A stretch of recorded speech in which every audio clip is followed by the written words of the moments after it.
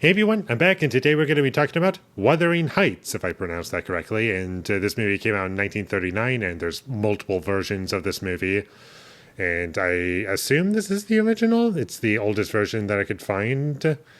I could be mistaken about that. And I thought this movie was pretty good. I was made aware of this whole existence of this movie because there's an upcoming remake, and that'll be out in a few months. And I was like, okay, this trailer is like not the greatest in my opinion, but I'll check out the original and see how that holds up. And I thought it was good. I liked it overall. And what I will say right off the bat is that from my own personal experience, I liked the second half better than the first half. I was just more invested in what was going on in the second half, and just what I would like to have seen was there as well. But to talk about what I do like about this movie, I liked how it opened, and it gave a good understanding of these characters and how they kind of treated one another. And it's also told entirely through a flashback, which, is not like the most original idea ever, but still, what the movie was doing, I was like, okay, it's not losing me yet. And with it being a movie from the 30s, there's plenty of charm to it that I found. And I liked those parts as well. Like, you can see, like, the backgrounds, it's not like they're shooting on a location, but still charming in and of itself. And I don't mind those aspects to it. And the romance scenes I did enjoy in the first half, but substance-wise, it wasn't really doing much for me, and I wasn't super invested in the characters, but they were entertaining enough to keep me going. And once we got into the second half, that's where things really picked up for me, and I was like, oh, this is kind of interesting to see how things are kind of playing out. And for the record, I haven't read the book that it's based off of, but I do feel as though this movie did a pretty good job, at the very least, with its own adaptation and interpretation for these characters, and made you feel like, oh, I can see a real person being like that, even if it's like a bit different and changed into today's standards. So I found the characters kind of relatable to a certain degree, and where they wound up by the end of the film, I also kind of enjoyed. But one criticism that I did have was I do feel as though the movie was kind of slow in the first half.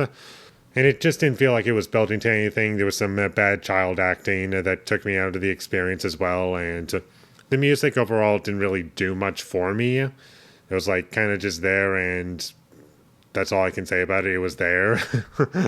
And about 35 minutes into the movie, I kind of realized I might not be taking a whole lot of notes while watching this movie, because there just isn't really a whole lot to talk about.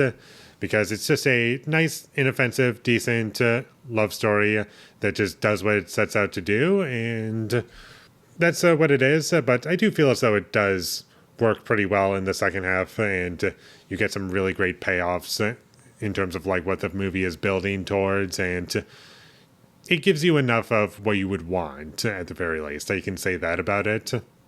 And everything that I am going to remember this movie for is just in the second half of this movie.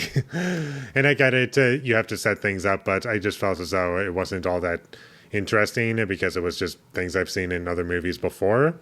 But I did kind of like the journey of these characters and where they wound up at by the end of the film. And it was entertaining for me, and I liked it, and I was emotionally affected by it at points. I'll say that much about it as well. And you might be wondering if there's going to be a but for anything else that I've said about it, but there is no but. It's a good movie, and I don't really have much bad to say about it, really. It was good, entertaining, enjoyable, and I would see it again, honestly. I got a decent amount out of it, and it's from the same director as Ben-Hur, which he later on directed. I haven't mentioned that about it, but William Wyler, that's the director's name. I'll check out more movies from him for sure, and it also had the same actor as Rebecca, that was released just a year later. Lawrence Oliver. He does a great job in this movie. And that's about all I have to say about it. It's good, check it out. Free to watch on Amazon Prime if you don't mind sitting through some ads. But at least you don't have to pay extra for it, like rent it. That's always a plus. And with all that being said, I'm going to give Wuthering Heights a 7 out of 10. Thank you for watching my videos. As always, if you enjoyed this review, be sure to leave a like and comment down below your thought of Wuthering Heights, and my social media links. They will all be in the description, so follow me there. And last but not least, subscribe to be a part of Foley Nation, and I'll see when I get my next review up, and that is going to be for Funny Games from 2007. And that's the shot-for-shot remake of the 1997 version, and I'll probably watch both versions just to see how they compare, and I think that'll be an interesting conversation to be had if I did that.